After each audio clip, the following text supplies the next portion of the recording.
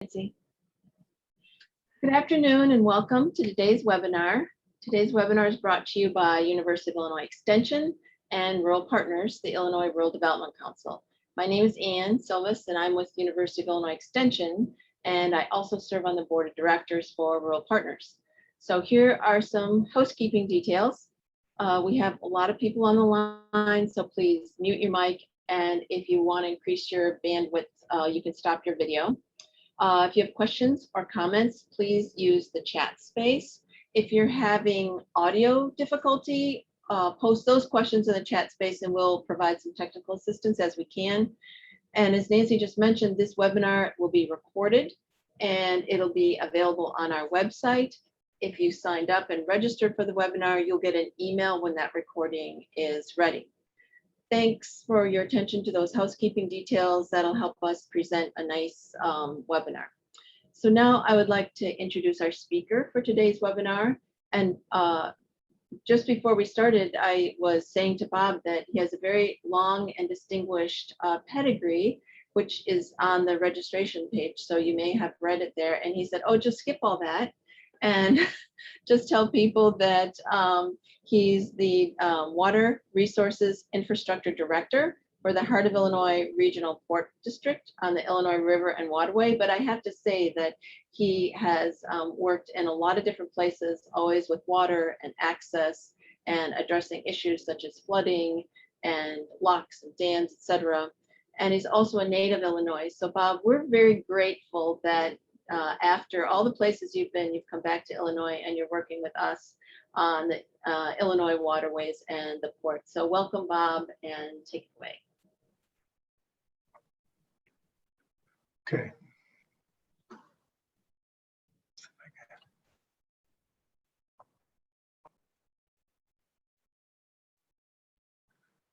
Okay. I just want to highlight a couple of things that may be of interest to people on the call. I did do a couple of other things also, a few other things. I am on the board of the Upper Mississippi Illinois Missouri Rivers Association, which includes the area that we're going to talk about today. And the purpose of UMIMRA is to advance infrastructure investment. I also serve on Caterpillar's Natural Infrastructure Initiative Steering Committee, and they've got a huge interest in what I'm going to talk about today. And then I also am on the board of America's Watershed Initiative, and that's charting the course for the future of the Mississippi, larger 31 state Mississippi watershed. And there's a connection between that and what I'm going to talk about also today. I do want to highlight this. I think this is really the reason that I got involved, and several of us got involved with creating the Corn Belt ports. And organized labor is a very good friend of infrastructure, and America's Central Port in St. Louis obviously is a great partner in all things associated with ports in the Upper Mississippi River Basin. But this is just a media clip that I pulled.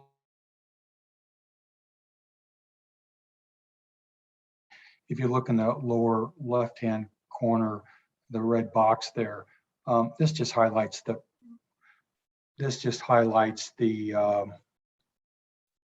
kind of the myth that has always prevented us from getting the visibility that we really have needed.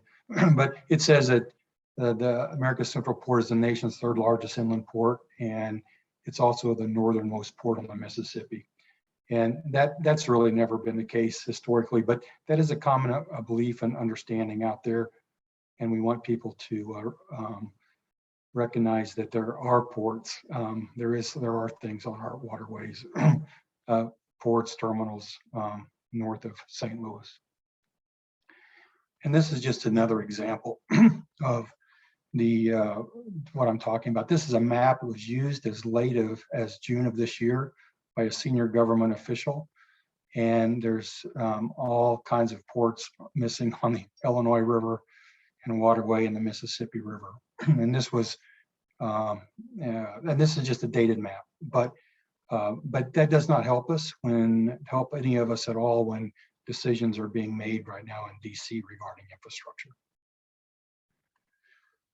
And the farmers clearly in the heart of the Corn Belt do need a principal port of loading.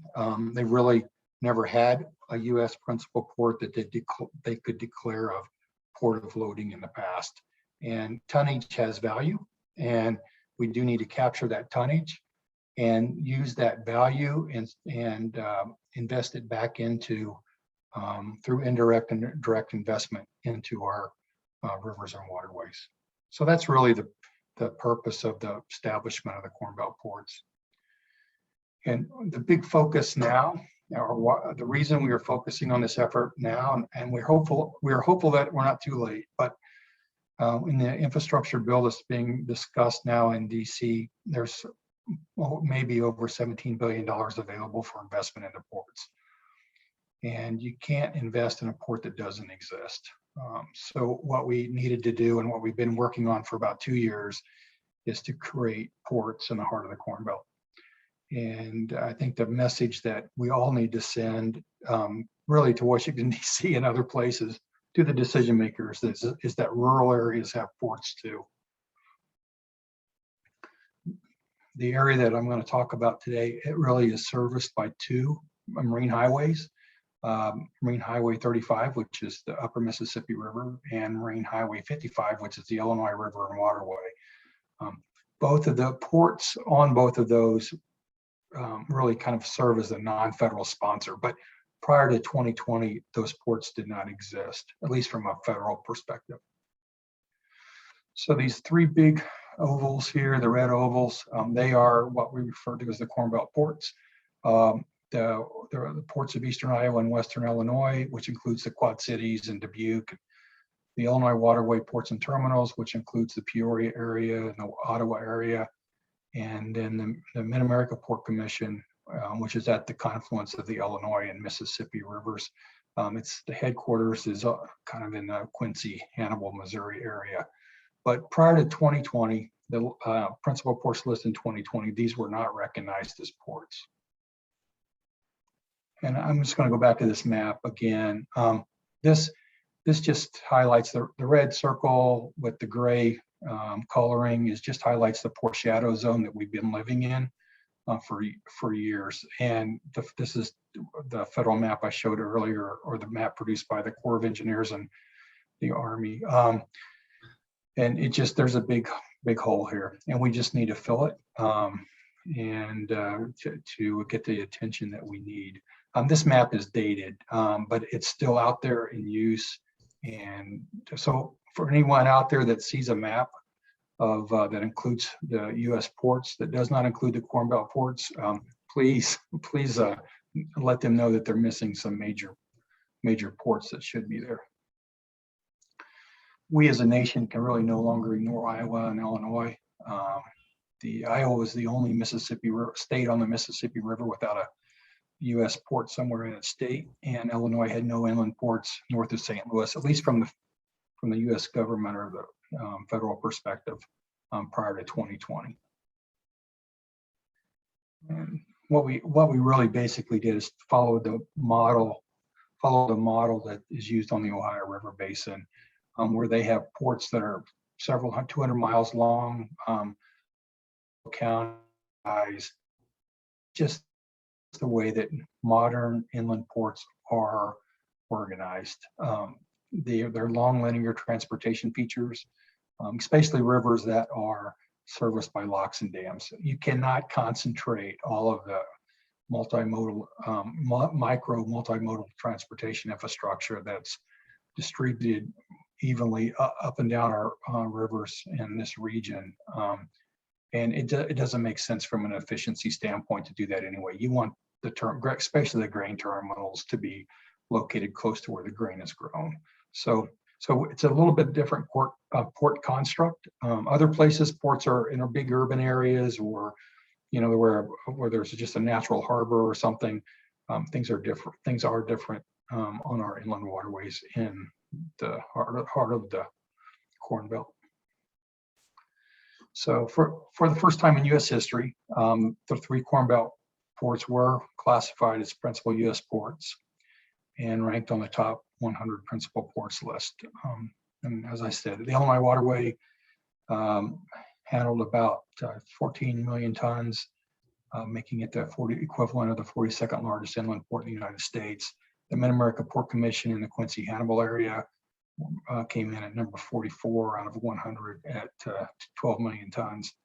And the Mississippi River ports of Eastern Iowa and Western Illinois came in at 5 million tons, but that's going to significantly increase this year. We had a huge expansion in the number of counties included in that area. So our goal is for all of these 3 Corn Belt ports to be recognized as a top 50 U.S. principal port. Collectively, in 2021, we think by the end of this year that all 3 of these together will be the equivalent of the largest inland port in the United States, more than 37 million tons. So as I stated, these were approved in 2020 as principal ports. This is just a document that lists the ports rank, national port ranking. And the reason we call these the Corn Belt ports is because they literally are in the heart of the Corn Belt, and they align very nicely with the heart of the Corn Belt. So the Corn Belt ports are in the tri-state area above locks and dam 26 on our waterways. And then a commonly people hear America's agricultural coast, that is below locks and dam 26 on the Mississippi River, the purple circle. And then there is some discussion about creating a northern grain belt ports and terminals that includes the area between Minnesota and Wisconsin. It also aligns with the soybean belt. I know there really technically isn't such a name, but Illinois is the largest soybean producer, and we do ship a lot of soybeans out of the Corn Belt ports. But of course, it's not just about grain feeds. There are a lot of other everything from chemicals to wind turbines to petroleum products. The list is endless of what gets shipped on our waterways. When we started this process, we recognized or realized that nearly 1/3 of the terminals on our waterways in this region are outside of an existing port district. So they just were not being captured at all in the port tonnage information. So we set out to correct that and fix that. So you can see on the right, the map on the right, where some of the major gaps were. So this is where our ports stack up on the Mississippi River.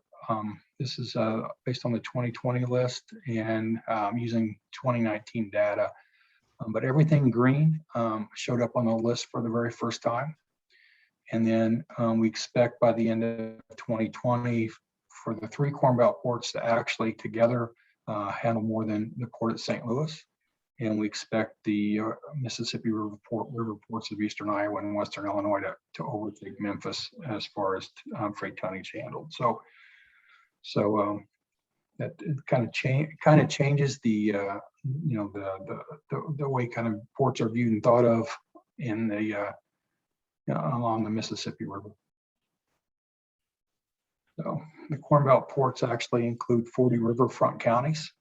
41 riverfront counties, a dozen regional planning agencies, and 11 existing city and county ports. And then those are all divided up into 3 port statistical areas: the Illinois Waterway Ports and Terminals, the Mid-America Port Commission, and the Mississippi River ports of Eastern Iowa and Western Illinois. The intent is to have 3 roughly equal ports that are all ranked in the top 50 on the top 50 U.S. ports list. And these 3 regional planning agencies depicted here are the intent is to add those this year to the ports that were approved in 2020. So Black Hawk Hills is done, Northwestern Illinois, North Central Illinois Council of Governments county application, their application is in, and we're still waiting on some more documentation from inside the heart of Illinois Regional Port District to finalize that, but we should have that finished in the next 10 days or so. And then there is a little bit of a delay adding Calhoun County and Greene County, and we're going to continue working that.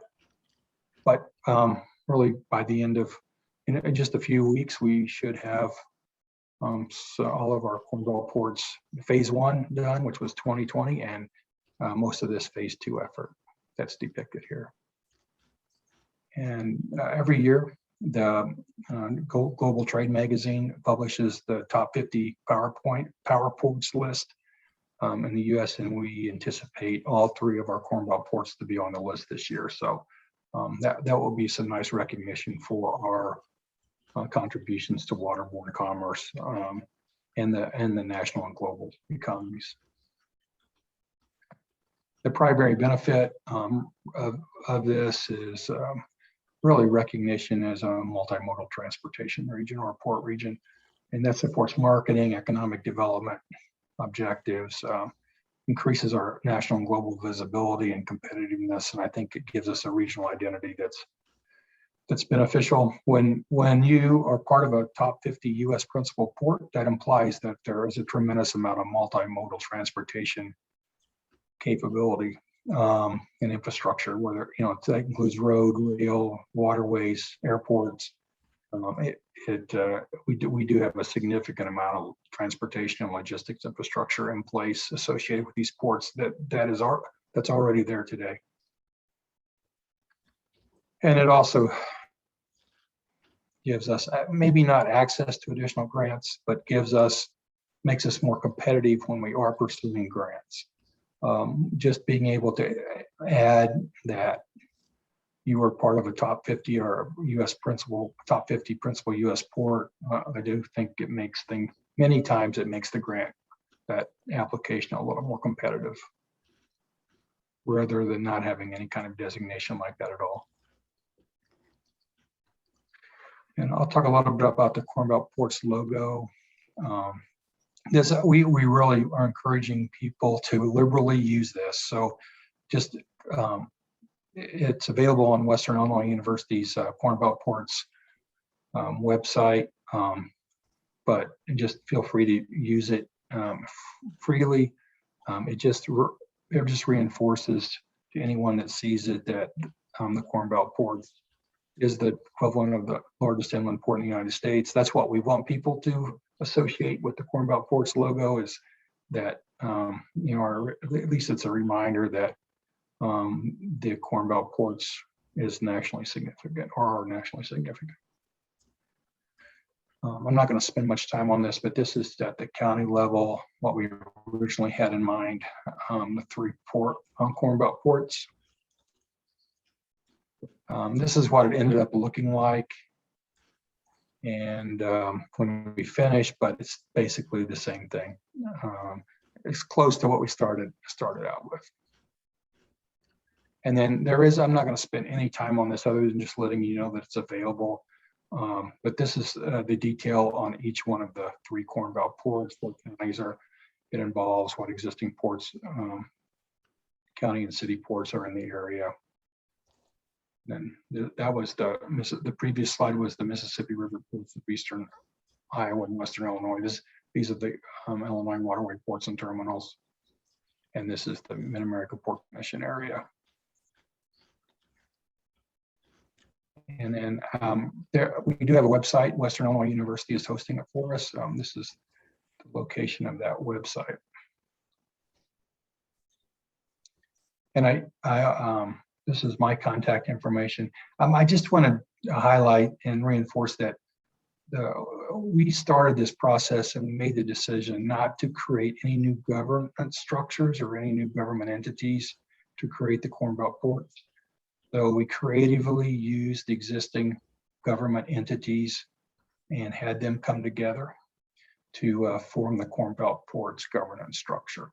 That was just made it quicker, easier, and we were successful in doing that. So that's why we were able to accomplish this in really less than 2 years. Okay, that concludes my presentation. I would be happy to answer any questions or engage in any discussion.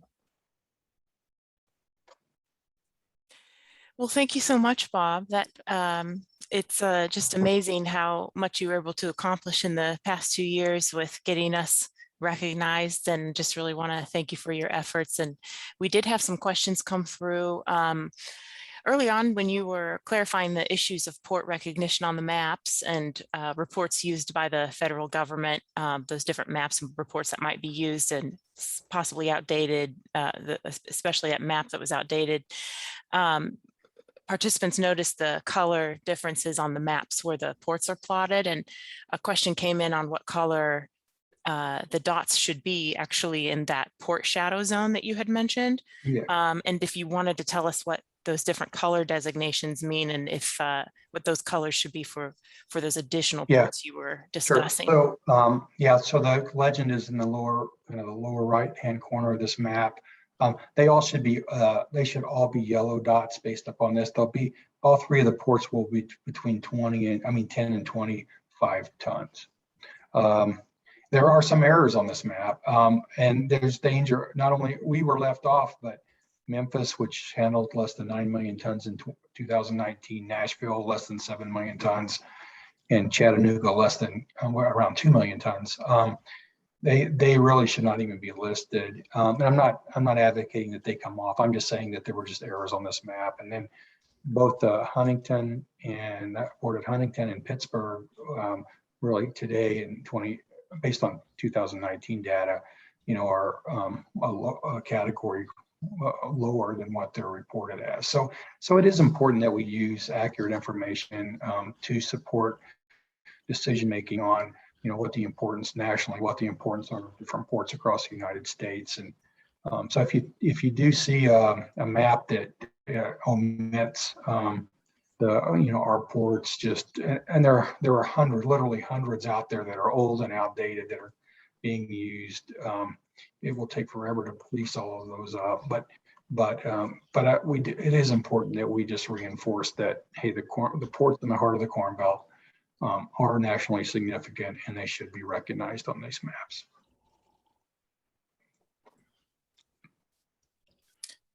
Thanks for that. And I just want to say to participants that you can continue to add questions to the chat box. And if you have a question or comment that maybe you want to direct message it to me instead of putting it out there for whatever reason, that's also fine. And I'll go ahead and put that question to Bob.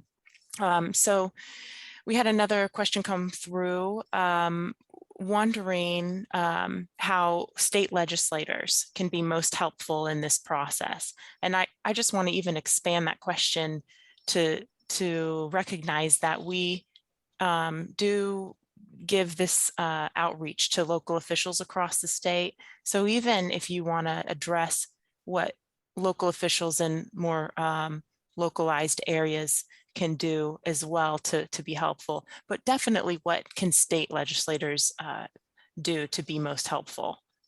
Yeah, that's a great question. Yeah, I think the state legislators just need to be aware that we have U.S. federal ports supporting our area, and also there are state authorized ports too. So here's one of the and I don't know if Denise Bulett maybe, but there's over $100 million available, it's my understanding, through the state of Illinois Department of Transportation to support port investment and port infrastructure investment. But since we created these 3 larger port statistical areas out of 13, or I guess it was a dozen or so existing state and local or county and city ports, the port definition and identity has expanded beyond what the state of Illinois had originally authorized. So I just think the state legislators just need to be aware of that, so that that when they think of ports, there are more counties, more regional planning agencies involved than what there has been in the past.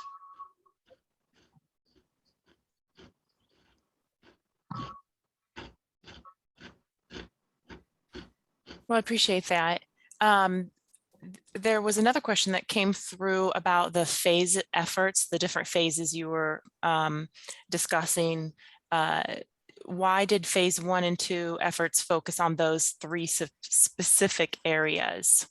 Yeah. So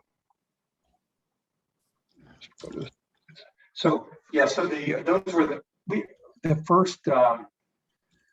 We got what we could get in 2020, and then there were a few areas that were held up for one reason or another, and whether there was a legislative conflict or for some reason, we just could not get these particular counties included in the packet to go with phase 1. So we made the decision to go ahead and submit phase 1 applications with everything that we could get approved in 2020, and then we were going to pick up the other counties on the second go around. So it was just we just thought it would help accelerate the process and approval.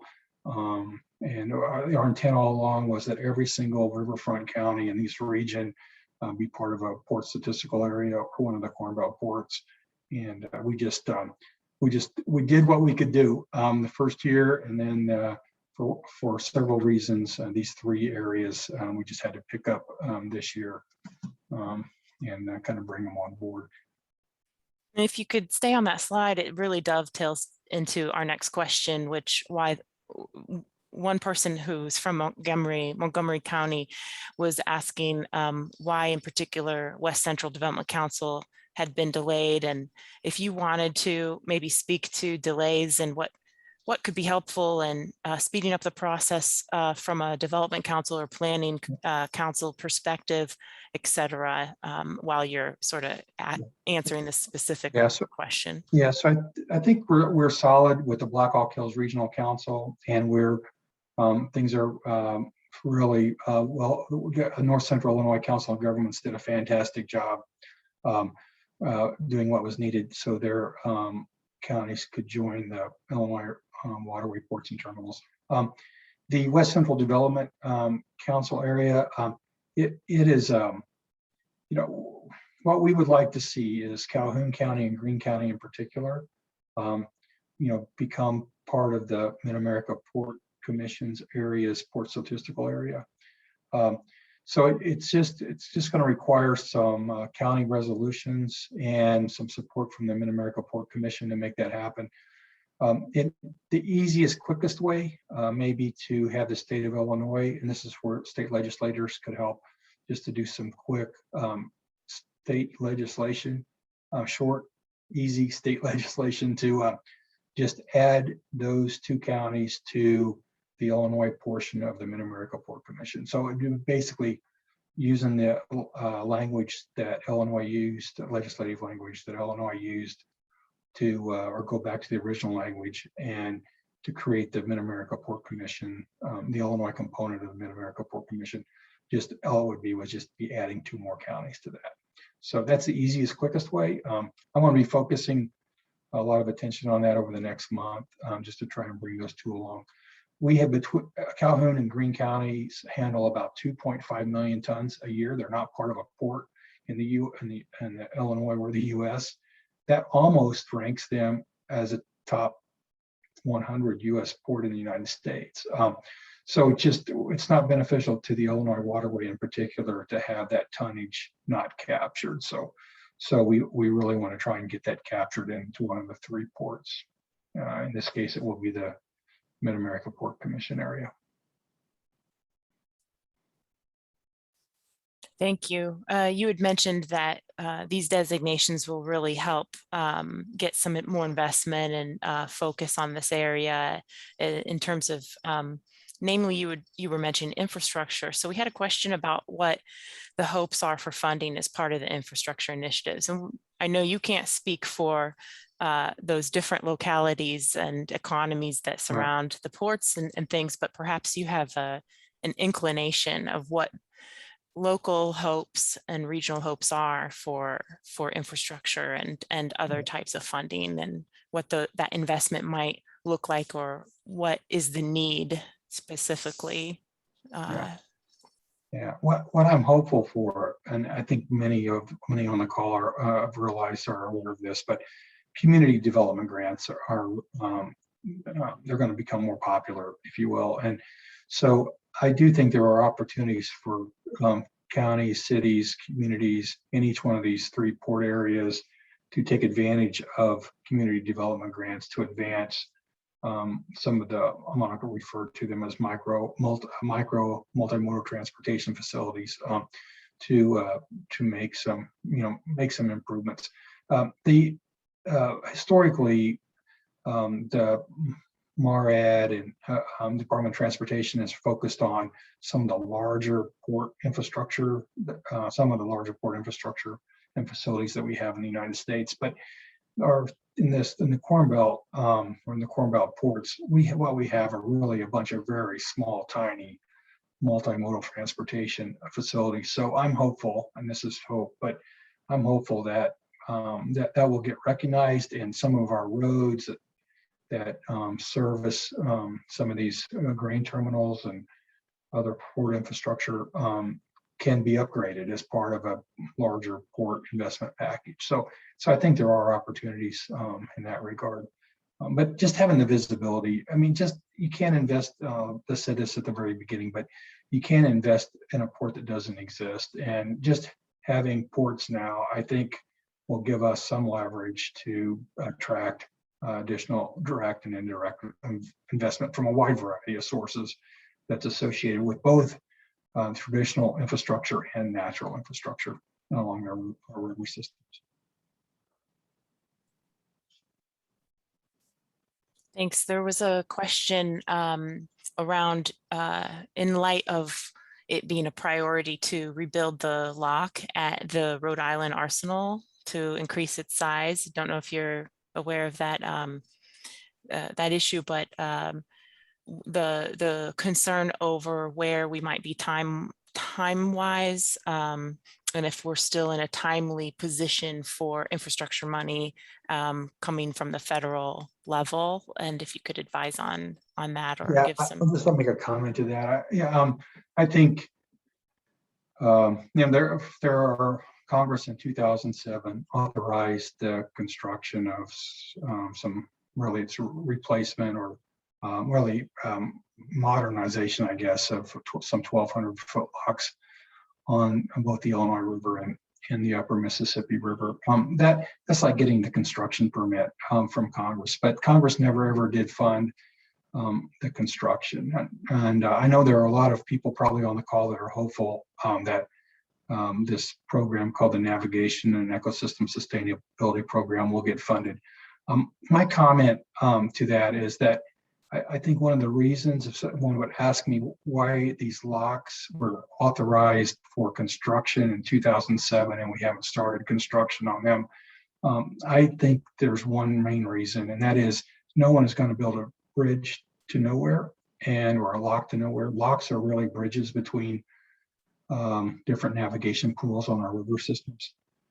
And we never had ports before. So that the 1,200 foot locks that you referenced, what they do is actually connect the ports in the heart of the Corn Belt with the national and global markets.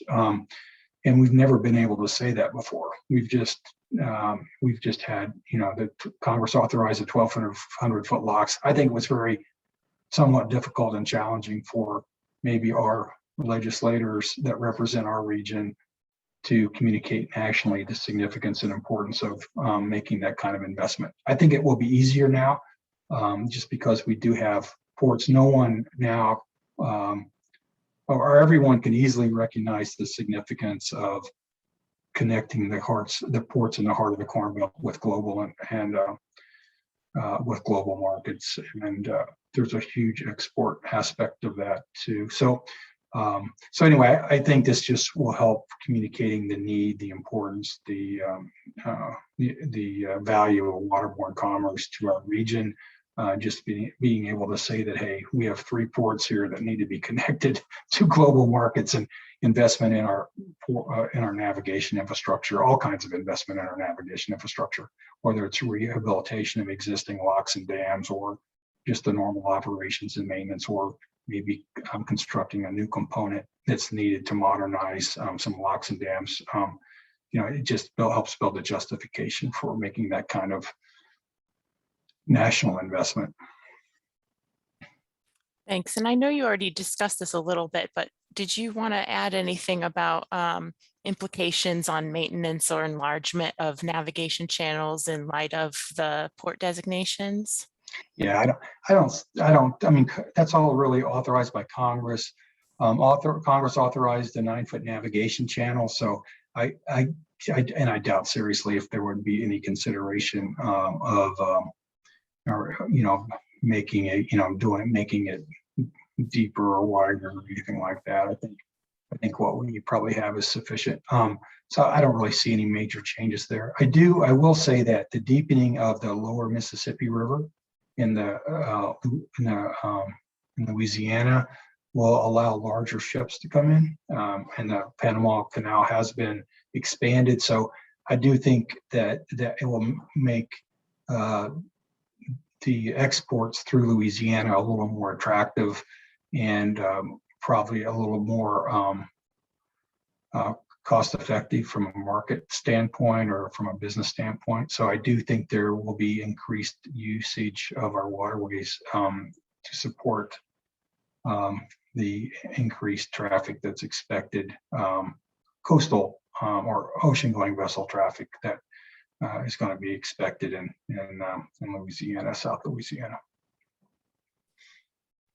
And I know you've worn many hats, so you may or may not feel like you can speak to this, though I know you've had some affiliation with the Nature Conservancy, and there's a question here about the official designation and what that might mean also for invasive species regulation and management.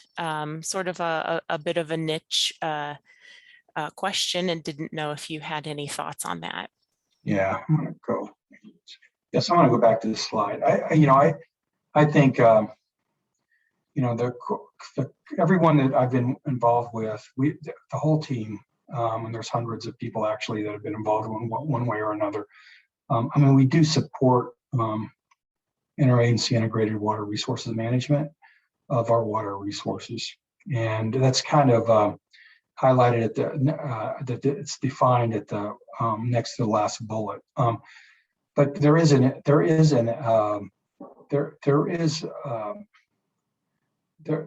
what we want, and we know we have to on the very small, narrow rivers that we have. There's just multiple benefits, multiple users of those river systems, and we really need to have an integrated and coordinated plan, really, to manage them by navigation pools. The navigation pools are really ended up being a series of lakes or reservoirs, and I'm simplifying this, connected by locks and dams. Each one has their own unique characteristics and their own unique challenges, and there really does need to be an integrated management plan for each one of those. And for invasive species are a major issue. I think every single person that I've worked with in this effort realizes that the Corn Belt ports is more than just about grain, exporting grain, and it is about, in a sustainable way, managing our water resources. So I think there's a realization and understanding that the whole Corn Belt ports concept is really focused on raising the grade in a wide variety of areas on our river systems, in that especially particular. And I've already been in contact, Tri-County in particular, Ray Lee's discussing some Asian carp management efforts. I guess that's not a popular term anymore, but the silver carp, whatever they're called, officially, managing the invasive species along the Illinois River waterway. And if there's a way we can help bring resources together to manage invasive species in a more responsible, sustainable way, we definitely, it's a big collective we here. No one is really in charge of the Corn Belt ports, but I think everyone realizes how important that is. And yeah, I was the Water Resources Infrastructure Director for the Nature Conservancy's North America Water Program.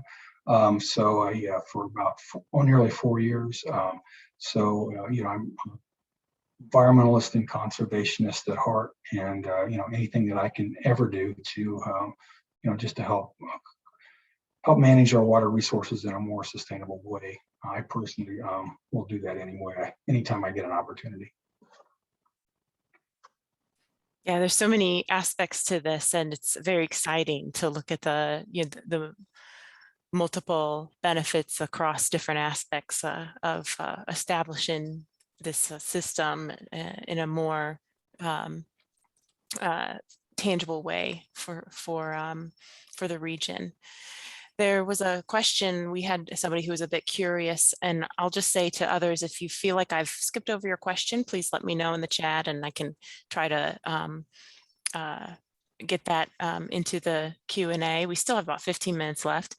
But we had someone who's curious about the already existing entities that you worked with or that were instrumental in establishing the Corn Belt structure or administration of the port designations, and just the continuing work that you plan to do. And just if you could expand a little bit more on that, what were those entities? You can even maybe give an example of what worked best in working with those already existing entities. Yeah. Well,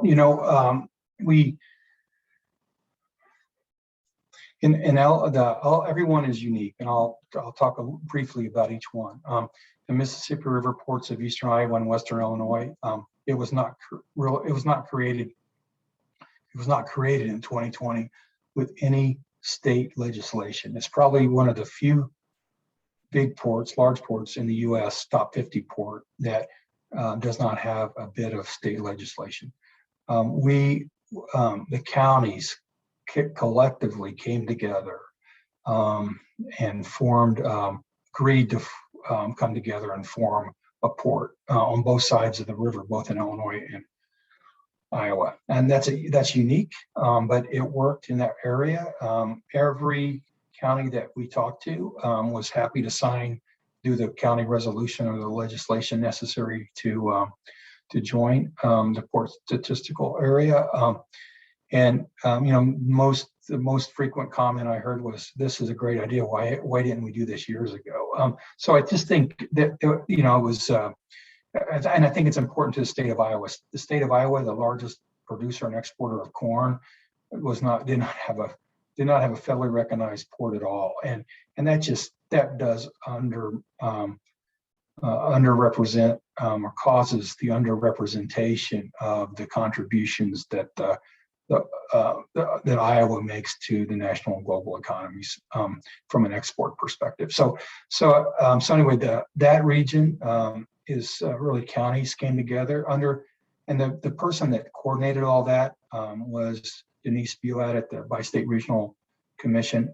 She worked extremely well with her counterparts, the other regional planning organizations to the north and south, to kind of bring everyone together.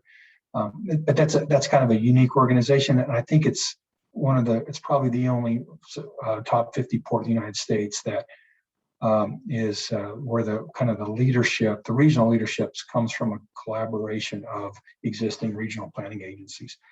The Mid-America Port Commission was established, and that's the Quincy-Hannibal area, was established in the late 1990s, but was just, for whatever reason, the paperwork was never submitted for them to become a port, a federally recognized port. So that was done in 2020. The chairman of the board the current chairman of the board was extremely instrumental in making that happen, and for the first time. So there was existing legislation in the three-state legislation that enabled that to be recognized, and then the Illinois River and Waterway is kind of a hybrid. Illinois River and Waterway took 5 existing ports, added some counties to that, and some of that covered some of the gap areas. So we took an existing port that was authorized in 2003 by state legislation, and then added some 4 counties to that. And so that, so anyway, every single one of them is a little different. The leadership is a little bit different from each one. I think the best way to describe it is the Mid-America Port Commission in the Quincy Hannibal area at the confluence of the Illinois and Mississippi River. They've got an existing board that oversees that effort. And then on the other extreme is what's going on between Illinois and Iowa, where there's just a collaboration of counties and regional planning agencies that are working together to advance this. And then the Illinois River and Waterway is a combination of both. We're really making you talk, and there's plenty of questions left as well. One person was talking about Kaskaskia, and I don't know if that's officially in the Corn Belt, but I assume they're speaking of the Kaskaskia south of St. Louis, and if it's been looked at, did you want to talk about that?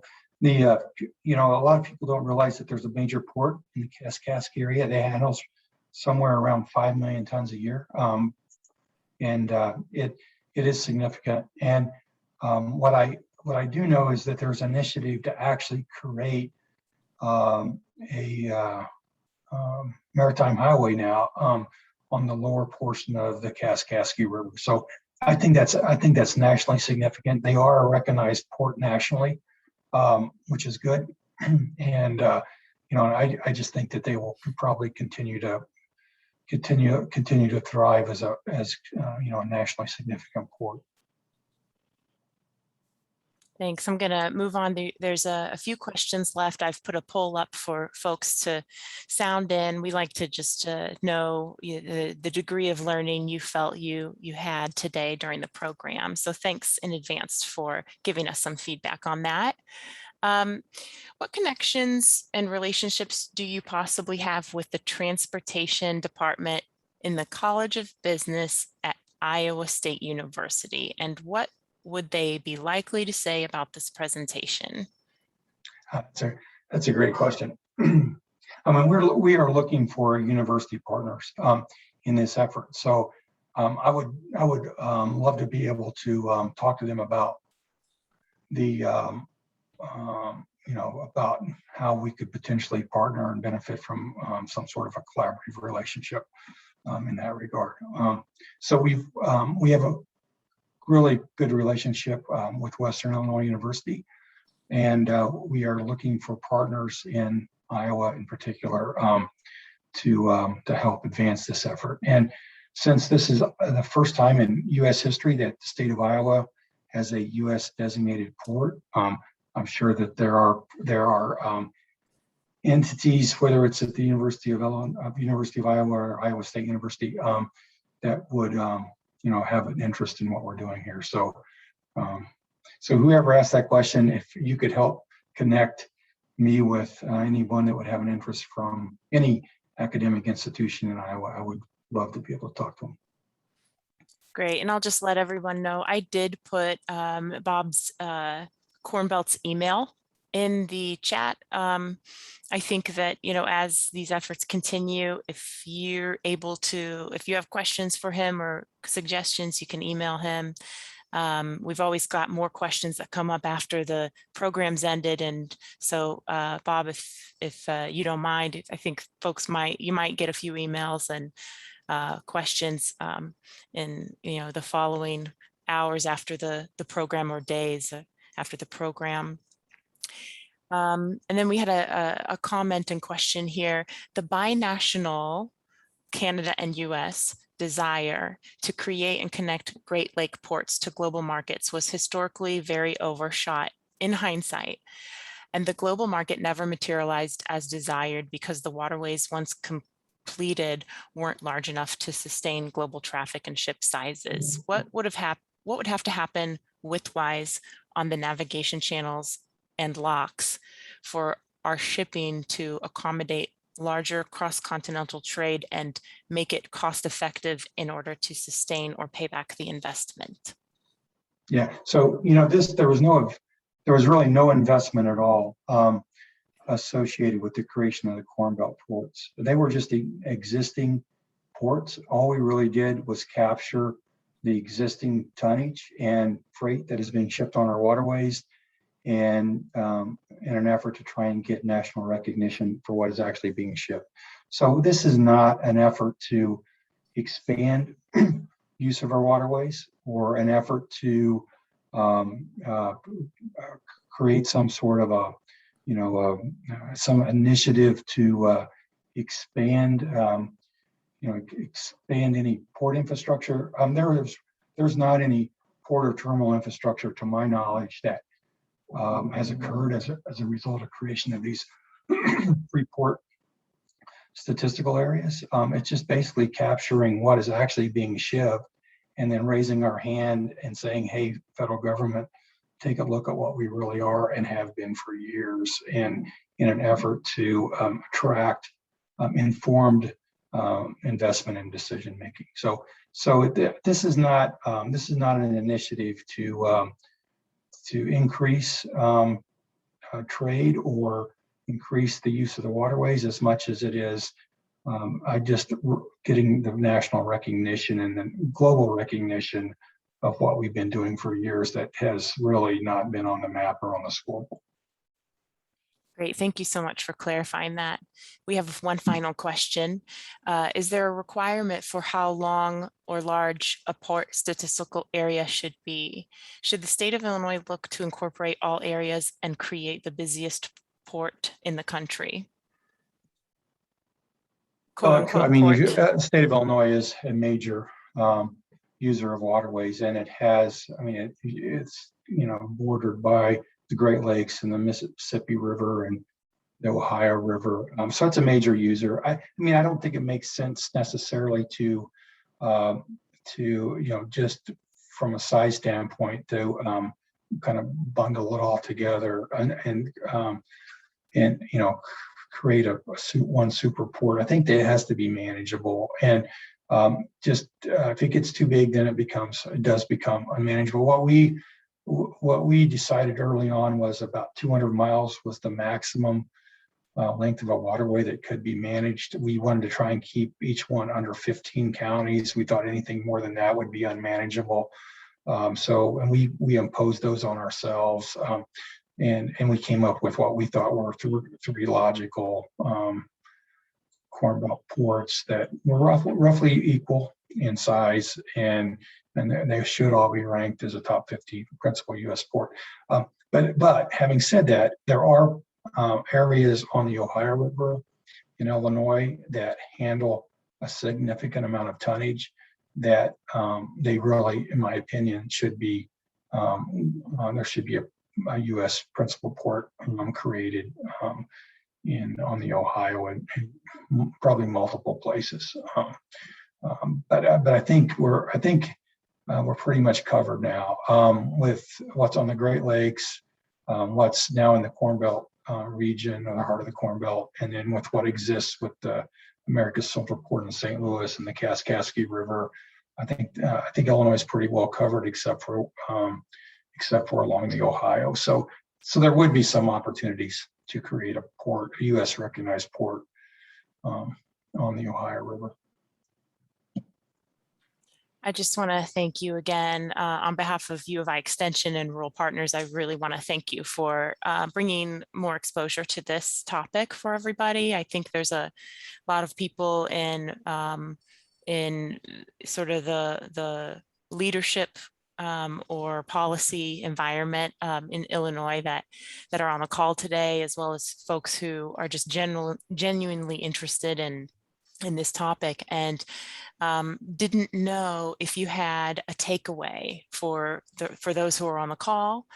Maybe you have policy recommendations for the federal, state, or local level, or any other takeaway that you feel that you want to say. Maybe there was a question you thought you should have gotten that nobody asked. So really want to just see what your sort of lasting takeaway is for today. Yeah, I just think I'll go back to something I said at the very beginning.